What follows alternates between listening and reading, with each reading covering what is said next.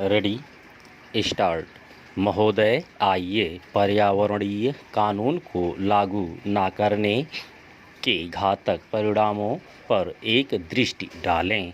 कार्यकारिणी और न्यायपालिका दोनों में संकल्प की कमी है।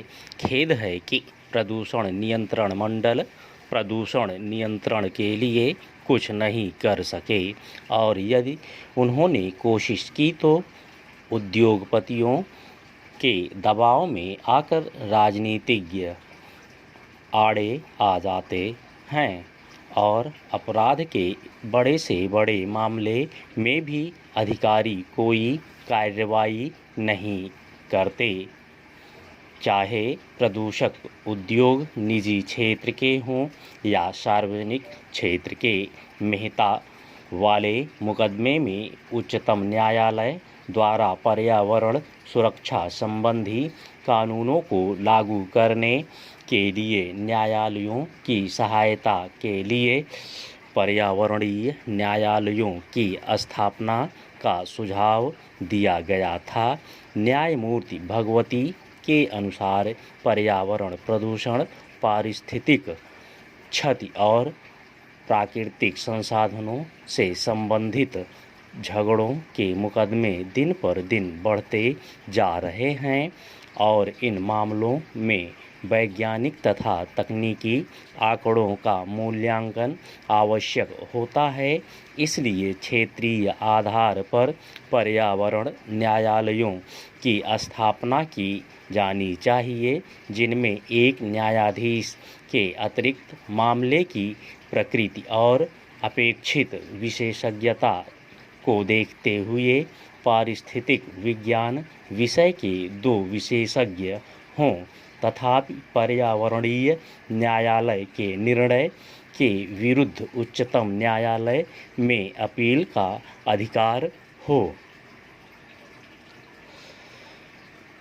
प्रदूषक उद्योगों में शक्तिशाली निहित स्वार्थों के कारण श्रीमती मेनका गांधी, पूर्व पर्यावरण एवं वन मंत्री, भारत सरकार के समर्थन के बावजूद इस प्रस्ताव पर कार्रवाई नहीं की गई।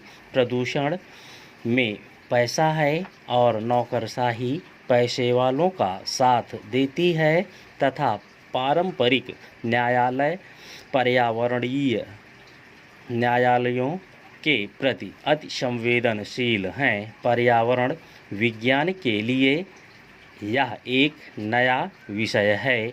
न्यायालयों के इस विषय से अनभिज्ञ होने से हानि होती है और नकारात्मक दृष्टिकोण के कारण न्यायाधीश ऐसे मामलों में यथास्थिति बनाए रखने, स्थगन आदेश देने या मुकदमा खारिज करने जैसा आसान तरीका अपनाते हैं।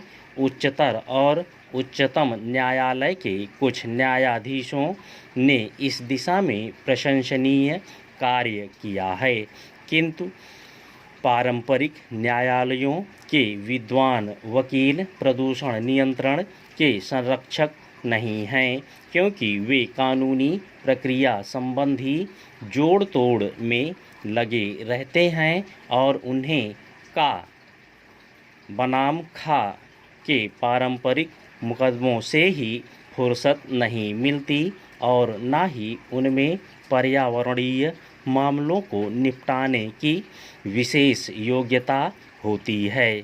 सामाजिक कार्यकर्ताओं द्वारा दायर किए गए सामाजिक न्याय संबंधी मुकदमों की सुनवाई के लिए उनके आस पास समय कहाँ है। इसका असर सारे समाज पर पड़ता है, जिसमें न्यायाधीश भी शामिल हैं।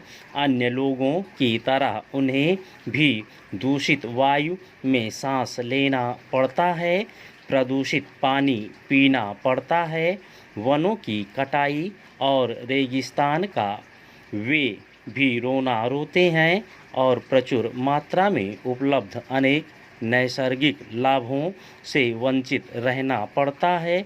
लेकिन प्रकृति का आनंद लेने के लिए कवि जैसा संवेदनशील हृदय होना चाहिए, जो जीवन की कविता से परिपूर्ण हो, जिसमें विश्व बंधुत्व की भावना, प्रकृति से एकात्मकता और प्रत्येक मानव के जीवन के अधिकार के प्रति प्रेम हो।